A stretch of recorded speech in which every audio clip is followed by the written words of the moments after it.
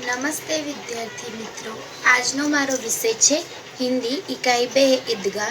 તેનો સાહિત્ય પ્રકાર છે કહાની અને એના લેખક છે પ્રેમચંદ. વિદ્યાર્થી મિત્રો, આપણે વિડીયો નંબર 3 અને વિડીયો નંબર 4માં આજે આપણો પાઠ છે ઈદગાહ, એના વિશે થોડી ચર્ચા કરી હતી. હવે આજે બાકીનો પાઠ વિડીયો નંબર 5માં આપણે ભણીશું અને સમજીશું. પરંતુ એ પહેલાં આપણે વિડીયો નંબર 3 અને 4માં જે પાઠ ભણી ગયા છે એના વિશે થોડી ચર્ચા કરી લઈશું, જેના કારણે તમને ભૂલી ન જવાય. વિદ્યાર્થી મિત્રો, આપણે જોયું કે હામિદ નામનો એક નાનકડો બાળક છે જેના માતા પિતા મૃત્યુ પામ્યા છે અને એની દાદી સાથે રહે છે. ગામના લોકો બધા ઈદગાહ મેળામાં જાય છે. ત્યાં આગળ બધા એના સાથી મિત્રો અલગ અલગ રમકડા ખરીદે છે, ચકડોળમાં બેસે છે, મીઠાઈઓ લઈને ખાય છે, શરબત પીએ છે. પરંતુ હામિદ પાસે ફક્ત 3 જ પૈસા છે અને એ 3 પૈસા એ કંઈ પણ રમકડા લેવામાં કે ચકડોળમાં બેસવામાં બગાડતો નથી. પરંતુ પોતે ઘરમાં એક કામની વસ્તુ લાવે છે. એ પોતાની એને યાદ આવે છે કે મારી દાદી જ્યારે રોટલી બનાવે છે અને રોટલી લોઢીમાંથી નીચે ઉતારે છે ત્યારે મારી દાદી પાસે ચીપિયો નથી. એના કારણે મારી દાદીના હાથ દાઝી જાય છે. તો એ એવું વિચારે છે કે મારી દાદી પાસે એટલો સમય નથી અને અમારી પાસે એટલા પૈસા પણ નથી કે દાદી ચીપિયો લાવી શકે. માટે હું આ પૈસા રમકડા લઈને કે મીઠાઈ ખાઈને બગાડીશ નહીં અને મારી દાદી માટે ચીપિયો લઈશ. તો એટલા માટે હામિદ પોતાની દાદી માટે ચીપિયો લેવાનું વિચારે છે અને તે દુકાનદારને કહે છે કે આ ચીપિયો કેટલાનો છે? તો દુકાનદાર એને કહે છે કે 6 પૈસાનો. પરંતુ હામિદ પાસે તો ફક્ત 3 જ પૈસા હોય છે. તો હવે હામિદ શું કરશે? તો હામિદ દુકાનદારને કહે છે કે 3 પૈસા આપીશ, ચાલશે? તો દુકાનદારને પણ એને આમ દિલમાં થોડું એ થાય છે અને પછી આપી દે છે એ ચીપિયો 3 પૈસામાં. હવે હામિદ પોતે ચીપિયો લઈને ચીપિયો ખભા પર મૂકીને બંદૂકની જેમ જાણે બંદૂક ખભે મૂકી હોય એવી રીતે ચીપિયો લઈને ચાલતો ચાલતો પોતાના મિત્રો પાસે જાય છે. વિદ્યાર્થી મિત્રો, હવે આપણે એ જોવાનું છે કે હામિદ ચીપિયો લઈને ઘરે આવે છે તો તેની દાદી તેને શું કહે છે. તો ચાલો વિદ્યાર્થી મિત્રો, હવે આપણે આગળની જે કહાની છે એ વાંચીશું અને સમજીશું. હામિદ ચીપિયો લઈને પોતાના મિત્રો પાસે જાય છે ત્યારે એના મિત્ર એને શું કહે છે હવે આપણે જોઈશું. મોહસિન ने हंसकर कहा, यह चिमटा क्यों लाया बुद्धू, इसका क्या करेगा? हामिद ने चिमटे को जमीन पर पटक कर कहा, जरा अपना बिस्ती तो जमीन पर गिराओ, सारी पसलियाँ चूर चूर हो जाएगी बच्चों की. હામિદની પાસે ચીપિયો જોઈને મોહસિને કહ્યું. હસીને મોહસિન બોલ્યો કે આ ચીપિયો કેમ લઈને આવ્યો બુદ્ધુ, બુદ્ધિ વગરનો? આ ચીપિયાનું તું શું કરીશ? ત્યારે હામિદ જવાબ આપે છે કે આ ચીપિયાને હું જમીન પર પણ પટકી શકું છું, એટલે કે હું જમીન પર જોરથી એને ધડામ દઈને પછાડું તો પણ ચીપિયાને કશું થશે નહીં. અને જો આ તારા ભીસ્તીના પુતળાને તું જમીન પર નાખી તો જો, તું એ જેવો એને જમીન પર નાખીશ કે એની હડ્ડી પસલી એટલે કે એના હાડકાં તૂટી જશે અને એકે એક ટુકડા ચૂર ચૂર થઈ જશે. महमूद बोला, तो यह चिमटा कोई खिलौना है?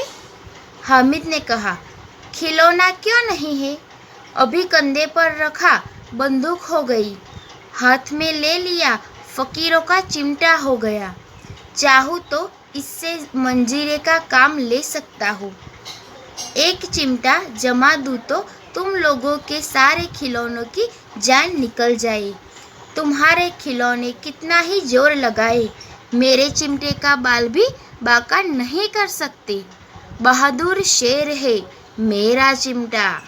सम्मी ने खंजरी ली थी, प्रभावित होकर बोला, मेरी खंजरी से बदल लोगे, दो आने की है.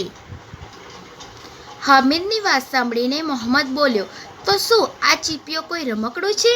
હામિદે જવાબ આપ્યો, હા, કેમ નહીં, આ એક રમકડું જ છે. હમણાં જ હું જો એને ખભા પર મૂકું તો બંદૂક બની જશે અને બંદૂક પકડી હોય એવું લાગશે અને હાથમાં લઈને ફરું તો એવું લાગશે કે જાણે ફકીરોનો, સાધુ બાબાઓનો ચીપિયો હોય. અને હું જો ઈચ્છું તો અને આ ચીપિયાને એવી રીતે વગાડી શકું છું કે જાણે મંજીરા વાગતા હોય. અને જો આ ચીપિયો એક જ વાર તમારા બધાના રમકડા ઉપર મારું તો તમારા બધા રમકડા તૂટી જશે, બધા રમકડામાંથી જીવ નીકળી જશે, એટલે કે રમકડા ભાગી જશે. અને આ તમારા બધાના રમકડા ગમે તેટલું જોર લગાવી શકે, માટીના રમકડા મારા ચીપિયાને સાથે બરાબરી કરી શકતા નથી અને એ મારા ચીપિયાનું કશું જ બગાડી શકશે નહીં. હામિદે આગળ કહ્યું કે મારો ચીપિયો તો એક બહાદુર સિંહ છે. તો હામિદે એની ચીપિયાના કેટલા બધા વખાણ કર્યા કે મારો ચીપિયો રમકડું બની શકે છે, મંજીરાની જેમ વાગી શકે છે અને મારો ચીપિયો તમારા બધાના રમકડાને ચૂર કરી શકે છે. તો હામિદે એના ચીપિયાના વખાણ કર્યા. એ સાંભળીને હામિદનો એક મિત્ર જેનું નામ સમ્મી છે, તે સમ્મીએ એક ખંજરી લીધી હતી. તો તે બોલ્યો, ચીપિયાથી આકર્ષાઈને તે સમ્મી બોલ્યો કે હા, મારી ખંજરી તું લે, એ 2 પૈસાની આવી 2 આનાની આવી છે, તો મારી જ ખંજરી તું રમવા માટે લે અને મને તારો ચીપિયો આપ.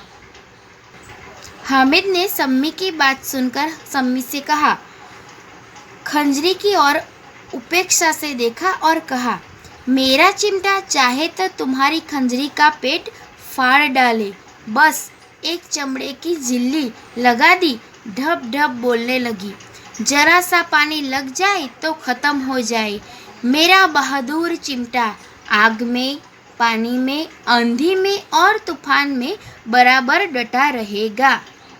सम्मीની વાત સાંભળીને હામિદ ખંજરીની સામે આમ ઉપેક્ષા ખંજરીની કરતો હોય ને કે ભાઈ આ ખંજરી મારા ચીપિયા આગળ કેટલી તુચ્છ છે, એવી રીતે બોલ્યો કે આ મારો ચીપિયો જે છે એ જો ઈચ્છે તો તારા આ ખંજરી છે એનું પેટ પણ ચીરી નાખે છે. કારણ કે તમને બધાને ખબર હોય વિદ્યાર્થીઓ કે ખંજરી શામાંથી બને, તો ખંજરીની વચ્ચે જે પેલું ચામડાનું કાપડ લગાવેલું હોય તો એ કાપડ ઉપર આપણે હાથ મારીએ તો ખંજરી વાગે છે.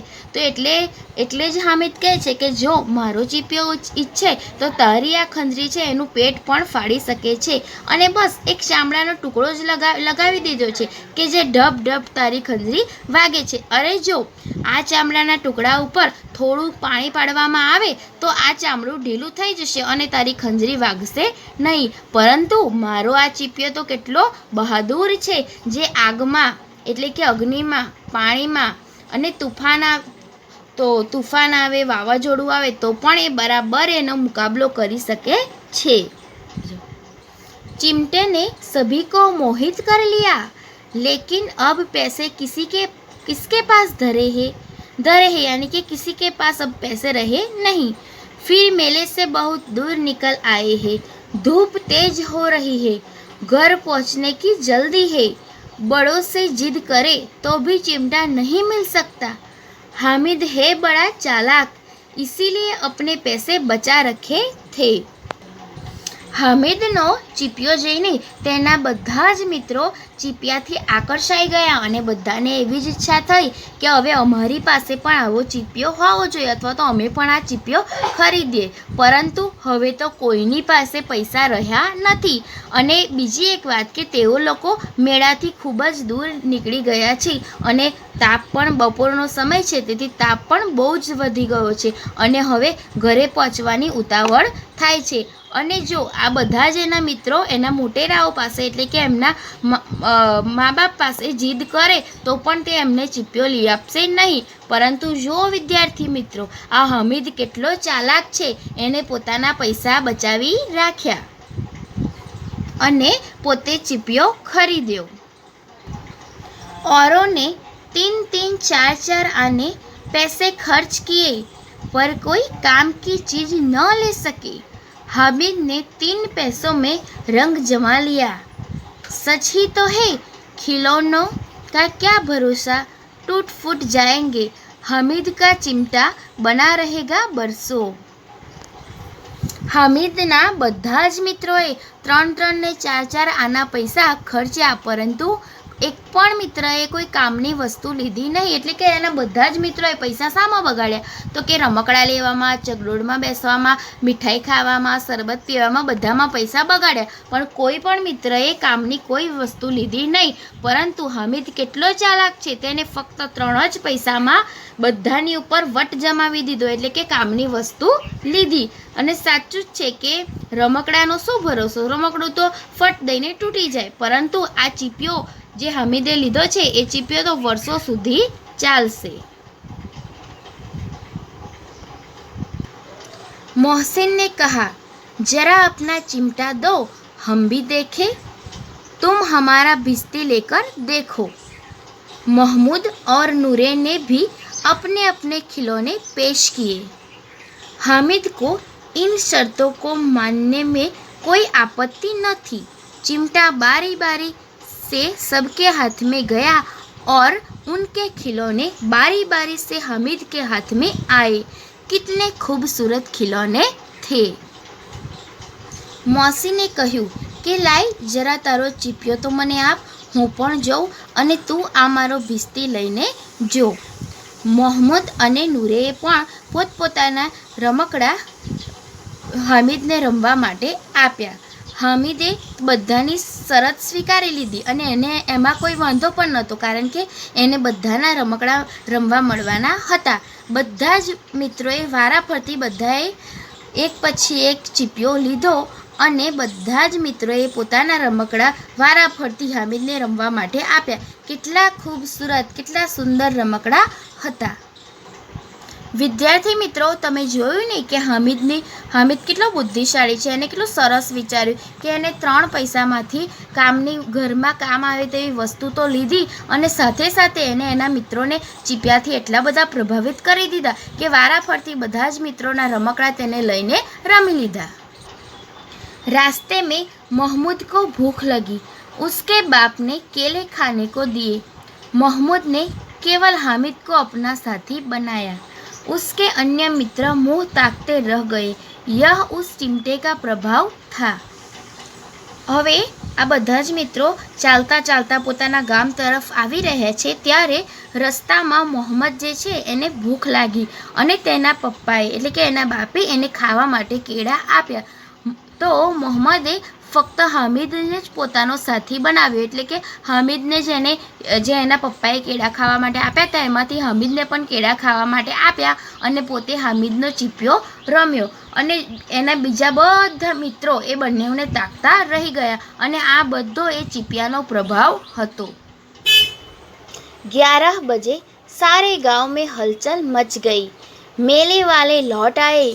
मोहसिन की छोटी बहन ने दौड़कर भिश्ती उसके हाथ से छीन लिया और मारे खुशी के उछली तो मियाँ भिश्ती नीचे आ रहे और सुरलोक सिधारे. 11 વાગ્યા અને ગામના બધા જ લોકો આવી ગયા. એટલે કે મેળામાં ગયેલા જે બધા માણસો હતા એ બધા ગામમાં પાછા આવી ગયા. આખા ગામમાં ચહેલ પહેલ મચી ગઈ અને મેળાવાળા લોકો આવી ગયા એ જાણીને બધા ખુશ પણ થઈ ગયા. મોહસિનની જે નાની બહેન છે એ દોડીને મોહસિન પાસે આવે છે અને તેના હાથમાંથી પેલું ભીસ્તીનું પૂતળું હોય છે એ લઈ લે છે અને બહુ જ ખુશ થઈ જાય છે અને ખુશ થઈને આમ ઉછળવા લાગે છે. તો ઉછળતા ઉછળતા એના હાથમાંથી પેલું ભીસ્તીનું પૂતળું નીચે પડી જાય છે અને તરત જ એ પૂતળું તૂટી જાય છે. એટલે કે પૂતળું મૃત્યુ પામે છે. मियाँ नूरे के वकील का अंत इससे भी ज़्यादा गौरवमय हुआ. वकील ज़मीन पर या ताक पर बैठ नहीं सकते. उनकी मर्यादा का विचार तो करना ही होगा. दीवार में 2 खुटियाँ गाड़ी गई. उन पर लकड़ी का एक पटरा रखा गया. पटरे पर कागज का एक कालीन बिछाया गया. वकील साहब राजा भोज की भांति सिंहासन पर बिराजे. नूरे ने उन्हें पंखा झलना शुरू किया. अदालतों में खस की टट्टियाँ और बिजली के पंखे होते हैं. क्या यहाँ मामूली पंखा भी न हो? बांस का पंखा आया और नूरे हवा करने लगा. मालूम नहीं पंखे की हवा से या पंखे की चोट से वकील साहब स्वर्ग लोग से मृत्युलोक में आ रहे और उनका माटी का चोला माटी में मिल गया। फिर बड़े जोर जोर से मातम हुआ और वकील साहब की अस्थियां धूरे पर डाल दी गई। વિદ્યાર્થી મિત્રો, હવે જુઓ તમે, હામિદના મિત્ર નૂરેએ જે વકીલનું પૂતળું લીધું હતું એનો અંત કઈ રીતે આવે આપણે જોઈશું. તો વકીલ સાહેબનું પૂતળું જે હતું એ જમીન પર બેસી શકતું ન હતું. એ એની મર્યાદા હતી અને એની મર્યાદાનો વિચાર તો કરવો જ પડે. એના માટે નૂરેએ દિવાલમાં 2 ખીલીઓ લગાવી અને એ ખીલીઓ ઉપર એક લાકડાનું પાટિયું મૂક્યું અને એ લાકડાના પાટિયા ઉપર કાગળનું ગાલીચો બનાવીને પાથર્યો અને ત્યાં આગળ વકીલનું પૂતળું બેસાડ્યું.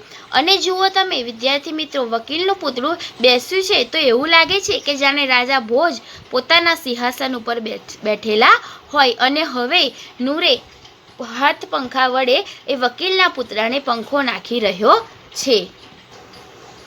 વિદ્યાર્થી મિત્રો, તમને તો ખબર જ હશે કે કોર્ટમાં એટલે કે અદાલતમાં તો ઇલેક્ટ્રિક પંખા હોય છે. તો નૂરે એવું વિચારે છે કે તો અદાલતમાં જો ઇલેક્ટ્રિક પંખા હોય અને વકીલ સાહેબ પંખા ખાતા હોય તો આ મારા વકીલ સાહેબને પણ પંખો નાખવો જોઈએ. તેથી નૂરે એક પંખો પેલો જે હાથથી આપણે વાંસનો બનેલો હોય ને હાથથી હલાવીને આપણે પંખો ખાઈએ છીએ એ પંખો લઈ આવે છે અને વકીલ સાહેબને પંખો નાખવાનું શરૂ કરે છે. અને ન જાણે કે કેમ હવાના કારણે કે પછી પંખાની ધાર વાગવાના કારણે વકીલ સાહેબનું જે પૂતળું હતું એ પાટિયા પરથી નીચે પડી ગયું અને તરત જ પૂતળાનો અંત આવી ગયો કે માટીનું પૂતળું માટીમાં મળી ગયું. અને હવે વકીલનું પૂતળું તૂટી જવાના કારણે નૂરે જોર જોરથી રડવા લાગ્યો અને પૂતળાના મૃત્યુ પામ્યાને એટલે કે પૂતળું તૂટી જવાનો માતમ મનાવવા લાગ્યો. અને પછી જે પૂતળું તૂટી ગયું હતું એના ટુકડા બધા લઈને એક બાજુ નાખી દીધા. विद्यार्थी मित्र, अब देखिए हामिद का क्या हाल हुआ. अब मियाँ हामिद का हाल सुनिए. अमीना उसकी आवाज़ सुनते ही दौड़ी और उसको गोद में उठाकर प्यार करने लगी. सहसा उसके हाथ में चिमटा देखकर वह चौंकी और बोली, यह चिमटा कहाँ से लाया? मैंने मोल लिया है, हामिद ने जवाब दिया. के पैसे में? यानी कि कितने पैसे में? 3 पैसे दिए. વિદ્યાર્થી મિત્રો, હવે આપણે જોઈશું કે હામિદ જે ચીપિયો લઈને આવે છે હવે એ ચીપિયો એની દાદી જુએ છે અને શું થાય છે એ બધું આપણે જોઈશું. તો આ તરફ હામિદનો હાલ જુઓ કે હામિદ અંદર આવે છે, ઘરની અંદર પ્રવેશે છે. તો હામિદનો અવાજ સાંભળીને એની દાદી અમીના દોડીને આવે છે અને એને પોતાના ખોળામાં બેસાડી દે છે, એને પ્રેમ કરવા લાગે છે. અને અચાનક જ એના હાથમાં જે ચીપિયો હોય છે એ ચીપિયો જુએ છે અને બોલે છે કે આ ચીપિયો કઈથી લઈને આવ્યો? તો હામિદ જવાબ આપે છે કે મેં ખરીદીને લીધો છે, મોલ લિયા યાની કે ખરીદ લિયા, કે મેં આ ચીપિયો ખરીદીને લીધો છે. તો એની દાદી કહે છે કે કેટલા પૈસામાં? કે પૈસે, એટલે કે કેટલા પૈસામાં તે ખરીદ્યો છે? તો હામિદ કહે છે કે મેં 3 પૈસામાં આ ચીપિયો ખરીદ્યો છે. अमीना ने अपनी छाती पीट लेना यानी कि दुख प्रकट करना. यह कैसा बेसमझ लड़का है कि दोपहर हुआ, कुछ खाया न पिया, लाया क्या चिमटा? सारे मेले में तुझे और कोई चीज़ न मिली जो यह लोहे का चिमटा उठा लाया.